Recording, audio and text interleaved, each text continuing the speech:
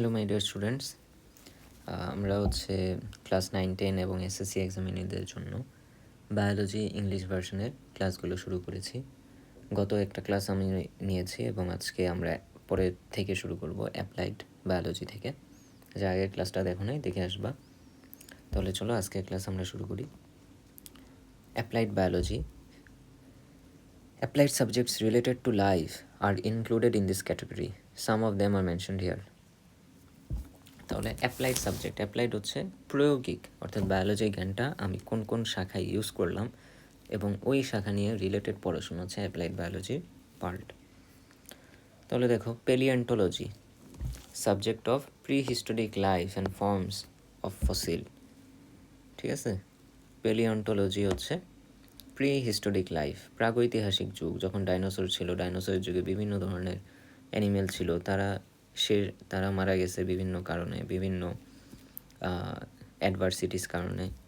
তারপরে অনেক যুগ পরে, অনেক হাজার হাজার বছর পরে হচ্ছে হিউম্যান এভলিউশন হচ্ছে, মানুষ পৃথিবীতে আসছে এবং মানুষ হচ্ছে ওই ডাইনোসরের ফসিল, ডাইনোসরের স্কাল, এগুলো নিয়ে ডিটেলস আলাপ আলোচনা এবং ডিটেলসে রিসার্চ করা শুরু করছে। ওই রিসার্চগুলো নিয়ে যে পড়াশোনা, সেটা হচ্ছে প্যালিওন্টোলজি। বায়োস্ট্যাটিস্টিক্স অর্থাৎ পরিসংখ্যান, জীব পরিসংখ্যান। স্ট্যাটিস্টিক্স অফ অর্গানিজম অর্থাৎ কোন জায়গায় কতটুকু অ্যানিম্যাল কত অ্যামাউন্টে আছে, সেগুলো হচ্ছে biostatistics. Parasitology, related to parasitism. Parasitism, life process of parasitic organism and disease caused by them. Parasite, যেটাকে বাংলায় বলে কি, পরজীবী। প্যারাসাইট হচ্ছে পরজীবী, যাদের নিজেরা একা থাকতে পারে না, অন্যের দেহে রক্ত শোষণ করে বা বিভিন্নভাবে তারা অন্যের দেহের ওপর ডিপেন্ডেন্ট। ঠিক আছে, এদের বলে হচ্ছে প্যারাসাইট বা পরজীবী। তাহলে প্যারাসাইট কী কী আছে, তাদের নাম কি, তারা কী কী ডিজিজ করে, তারা কীভাবে ডিজিজ করে, তাদের মরফোলজিটা কীরকম, এগুলো নিয়ে যেই শাখা, সেটা হচ্ছে প্যারাসাইটোলজি। তারপর আছে fisheries, science dealing with fish, harvesting of fish, and management and conversion of fish asset.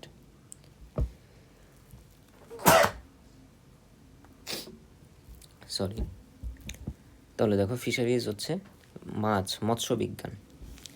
মাছ কীভাবে চাষাবাদ করা হয়, কীভাবে তাকে ম্যানেজমেন্ট করতে হবে, কীভাবে তাকে সংরক্ষণ করতে হবে, এগুলো নিয়ে যে পড়াশোনা, সেটা হচ্ছে fisheries. Entomology, science related with the study of life, merit, demerit and control of insect, okay, including damages caused by them. Insect হচ্ছে কি, পতঙ্গ। তাহলে পতঙ্গবিদ্যা, পতঙ্গ কারা?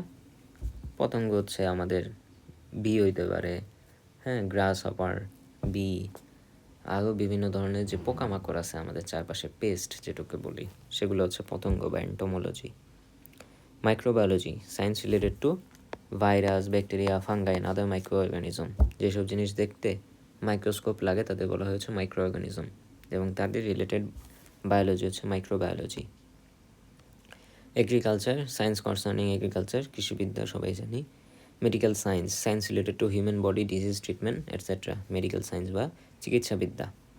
তাহলে medical science is a branch of biology. Genetic engineering, science associated with gene technology and its use. ঠিক আছে, ওইখানে আমরা দেখছি জেনেটিক্স। আমাদের প্রথম ক্লাসে আমরা পড়েছি জেনেটিক্স, আর এখানে আমরা দেখতেছি জেনেটিক ইঞ্জিনিয়ারিং, অর্থাৎ ওই জেনেটিক্সের নলেজটা আমি যখন জিন টেকনোলজিতে ইউজ করব, আমি অ্যান্টিবায়োটিক বানানোর কাজে ইউজ করব বা বিভিন্ন ধরনের মেডিসিন বানানোর কাজে যখন ইউজ করব, তখন সেটাকে বলবো genetic engineering.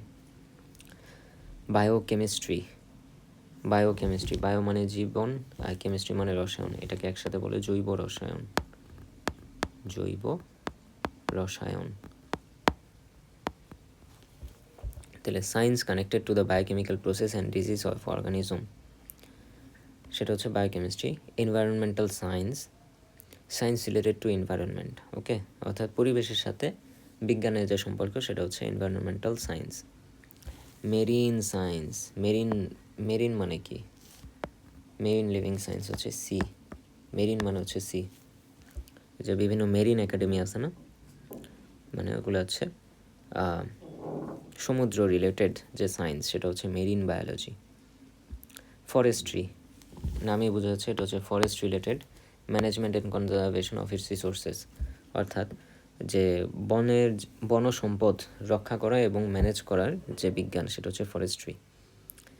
Biotechnology, science associated with technology of usages of its organism for benefit of mankind. তাহলে মানব জাতির উন্নতির জন্য টেকনোলজি ইউজ করা হচ্ছে বায়োটেকনোলজি।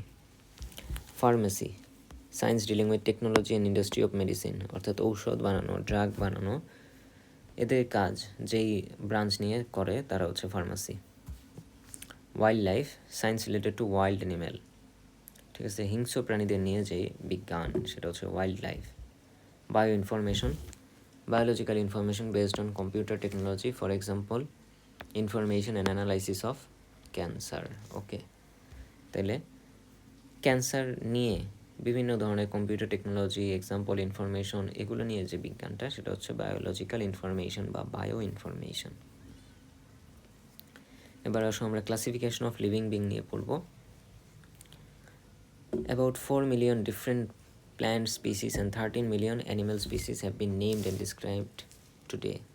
তাহলে দেখো 4 million different প্ল্যান্ট এর নামকরণ করা হয়েছে 4 million, and 13 million animal describe করা হয়েছে, ঠিক আছে, ক্লাসিফিকেশনের মাধ্যমে। 4 million different plant and 13 million animal species have been named and described today. The number is not yet final. তাহলে এটাই কি আসল সংখ্যা না, because more and more new species being added almost every day. প্রতিদিনই আমরা কি নতুন নতুন প্ল্যান্ট অথবা নতুন নতুন প্রাণীর সন্ধান পাচ্ছি। আবার অনেক প্রাণী কিন্তু বিলুপ্তও হয়ে যাচ্ছে, ঠিক আছে, একই সাথে তাদের সন্ধান পাচ্ছি, আবার অনেকে বিলুপ্ত হয়ে যাচ্ছে। It is assumed that the number will reach 1 crore in future when the description of all the organism will be ended. তাহলে এই ডিসক্রিপশন শেষ করতে করতে এটার সংখ্যা প্রায় 1 কোটিতে যাইতে পারে, বা কয়েক কোটি পর্যন্ত যাইতে পারে আর কি। A large number of organisms are needed to be grouped systematically to know, understand and learn them in easy manner. যেহেতু আমার অ্যানিম্যাল প্ল্যান্টের সংখ্যা অনেক বেশি, তাহলে তাদের সম্পর্কে জানা, তাদের সম্পর্কে শেখা, তাদের ব্যবহার করতে হলে আমাদের সিস্টেমেটিক্যালি তাদের শিখতে হবে, ঠিক আছে, একটা সূত্রের মাধ্যমে ফেলে তাদের সম্পর্কে আমাদের জানতে হবে একটা ইজি ম্যানারে, সহজ পদ্ধতিতে। Many years back, natural scientists felt the necessity of classify living world following a natural system. তাহলে যারা তখনকার যুগের বিজ্ঞানী ছিল তারা চিন্তা করছে যে কিভাবে ক্লাসিফাই করলে এতগুলা প্রাণী, এতগুলো অ্যানিমেল সম্পর্কে জানা, শেখা, বোঝা সহজ হবে। এজন্য তারা ক্লাসিফিকেশনের গুরুত্ব বুঝতে পারছিল। From the necessity, a distinct branch of biology, taxonomy has emerged. তাহলে এই নেসেসিটি থেকে, প্রয়োজন থেকেই বায়োলজির একটা আলাদা পার্ট টেক্সোনমি বা শ্রেণীবিন্যাস বিদ্যা, শ্রেণীবিন্যাস ক্লাসিফিকেশন, হ্যাঁ, শ্রেণীবিন্যাস has emerged.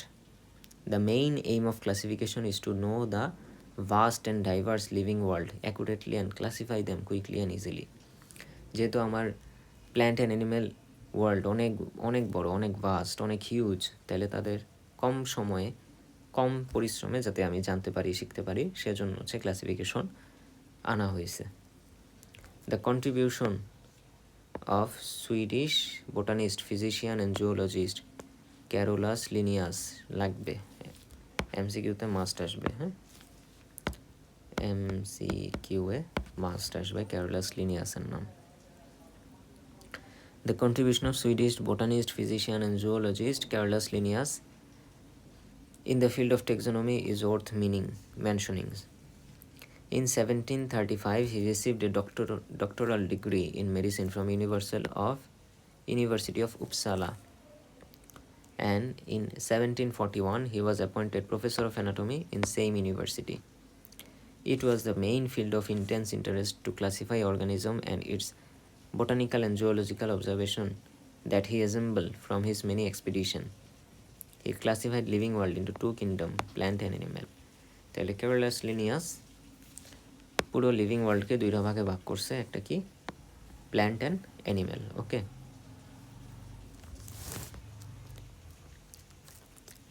ক্যারোলাস লিনিয়াসের আরও বিভিন্ন কাজ সম্পর্কে আমরা চ্যাপ্টারের পরের অংশটায় জানবো।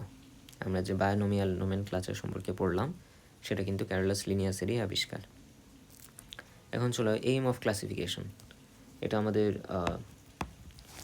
বি নাম্বার কোশ্চেন আসতে পারে সিকিউ এর বিতে। What is the aim of classification, তাহলে এখান থেকে তোমরা অ্যান্সারটা লিখবা। The aim of classification is to acquire knowledge of group and subgroup of organism, to maintain documentation of the accumulated information systematically, to present the knowledge concisely, and to take steps to conserve organism or increase the number of species for well-being of the living world.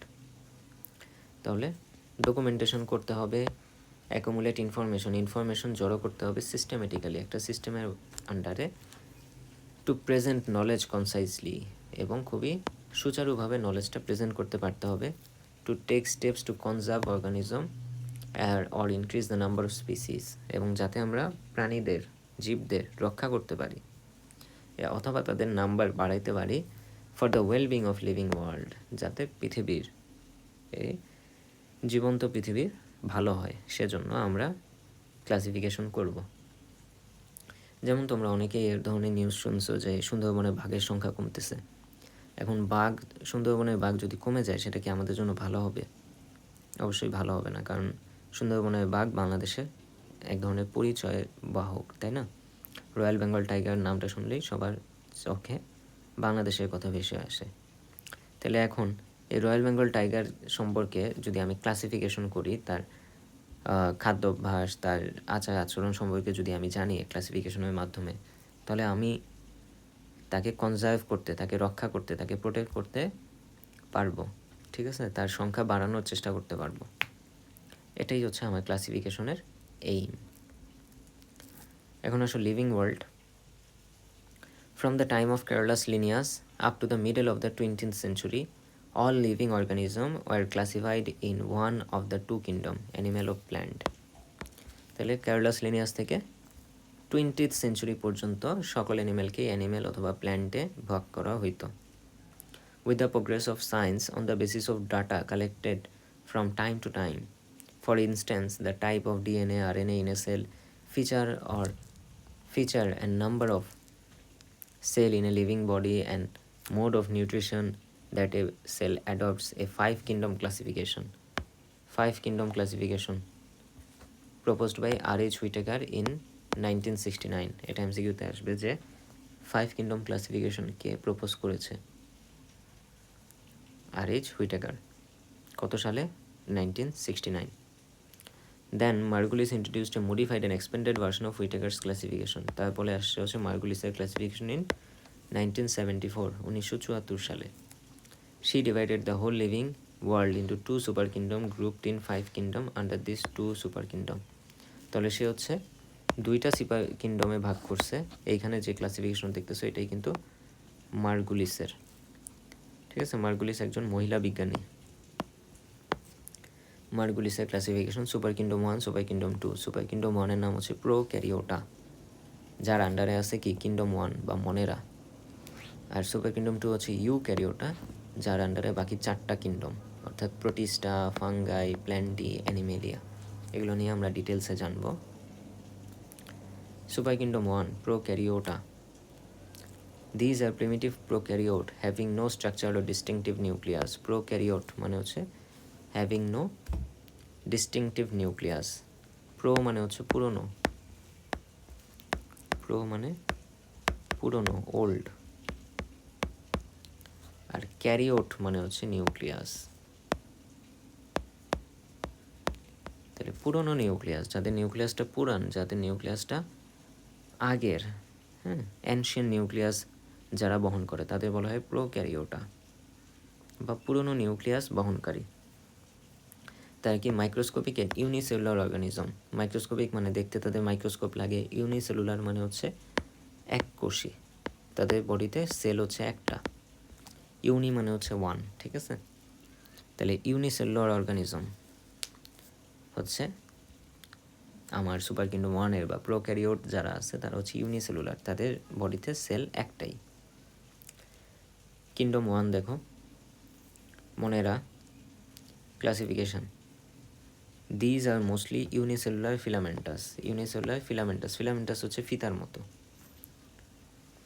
Filament is constituted by vertically connected cell one after another. এইখানে এই ছবিটা দেখো, এটা একটা sell, এটা একটা sell, এটা একটা সেল, এটা একটা সেল। এই সেলগুলো একটা একটার সাথে মিলে যেই দড়িটা তৈরি করছে সেটা কি একটা ফিতার মতো লাগতেছে না? এই ফিতার মতো যে ক্যারেক্টার এটাকে বলে ফিলামেন্টাস। ওকে, তাহলে এই প্রাণীগুলো হয় ইউনিসেলুলার অর্থাৎ এককোষী এবং ফিলামেন্টাস। আর কলোনিয়াল মানে হচ্ছে সবাই একসাথে মিলেমিশে একটা কলোনি ফর্ম করে, সেটা হচ্ছে colonial. Though chromatin material is present, there is no nuclear membrane ও nucleolus on their cell. Chromatin membrane আছে কিন্তু কোনো নিউক্লিয়ার মেমব্রেন নেই, কোনো নিউক্লিওলাস নেই, মানে তাদের নিউক্লিয়াসটা ডেভেলপ না, পুরনো যুগের। No plastid, no mitochondria, no endoplasmic reticuli are there. আমরা জানি একটা সেলের মধ্যে অনেক ধরনের মাইক্রো অর্গান থাকে, যার মধ্যে প্লাস্টিড, এন্ডোপ্লাজমিক রেটিকুলাম, মাইটোকন্ড্রিয়া এগুলো আছে, কিন্তু এই প্রোক্যারিওটে এগুলো কিছুই থাকবে না, যেহেতু তারা পুরনো যুগের, আদিম যুগের, এর জন্য তাদের মধ্যে অ্যাডভান্স বা মডার্ন টেকনোলজিগুলো নাই। But ribosome is present. তাহলে এখানে খুবই গুরুত্বপূর্ণ এমসিকিউ এর জন্য যে আমার প্রোক্যারিওটে কোনটা আছে। ঠিক আছে, তোমাকে যদি একটা এমসিকিউ দেয় which organ present in prokaryote, একে দিল হচ্ছে নিউক্লিওলাস, নিউক্লিয়ার মেমব্রেন, দেন হচ্ছে plastid, endoplasmic reticulum or ribosome. তাহলে অ্যান্সার হবে রাইবোসোম। রাইবোসোম কিন্তু আছে প্রোক্যারিওটে, কিন্তু বাকি আর কোনো কিছুই নাই। The cell divides through a process of binary fission. Binary fission হচ্ছে দুই ভাগে ভাগ হয়ে যাওয়া। মনে করো এই বড় একটা সুতা আছে, এটা যদি দুই ভাগে ভাগ হয়ে যায় এটাকে বলে বাইনারি ফিশন।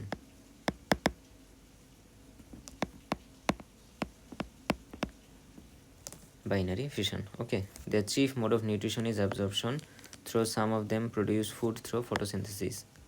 তাহলে তাদের মধ্যে কেউ কেউ ফটোসিনথেসিস করে খাদ্য প্রডিউস করতে পারে, আর কেউ কেউ হচ্ছে অ্যাবজর্পশন অর্থাৎ খাদ্য শোষণ করে অন্য কোনো অ্যানিমেল থেকে। এইভাবে তারা খাদ্য খায়। এক্সাম্পল হচ্ছে ব্যাকটেরিয়া অ্যান্ড ব্রুগিন অ্যালগেই। এমসিকিউতে আসবেই মাস্ট যে প্রোক্যারিওটের এক্সাম্পল কে? Bacteria and blue green algae. ঠিক আছে, অ্যালগি মানে হচ্ছে শৈবাল, হ্যাঁ, যেগুলো হচ্ছে এক ধরনের গাছ, ফাঙ্গাসের মতো, হ্যাঁ, এদের বলা হয় অ্যালগি। তাহলে এই ছিল আজকের ক্লাস। পরের ক্লাসে হচ্ছে আমরা সুপার কিংডম থেকে আবার শুরু করব পড়া। যারা এই ক্লাস করলা তার আগের ক্লাসটাও করবা, এবং চ্যানেলে নতুন হয়ে থাকলে তোমরা চ্যানেলটা সাবস্ক্রাইব করবা, তোমার বন্ধুদের সাথে শেয়ার করবা। প্রো একাডেমি ইংলিশ ভার্সনের জন্যই আমরা চ্যানেলটা খুলেছি, তোমরা ইংলিশ ভার্সনের স্টুডেন্টদের কিছুটা উপকারের জন্য। এবং কেউ আমাদের সাথে প্রাইভেটলি জয়েন হতে চাইলে এখানে নাম্বার দেওয়া আছে, নাম্বারে কন্ট্যাক্ট করতে পারো। তোমরা সবাই ভালো থাকো, সুস্থ থাকো, পরের ক্লাসে দেখা হবে।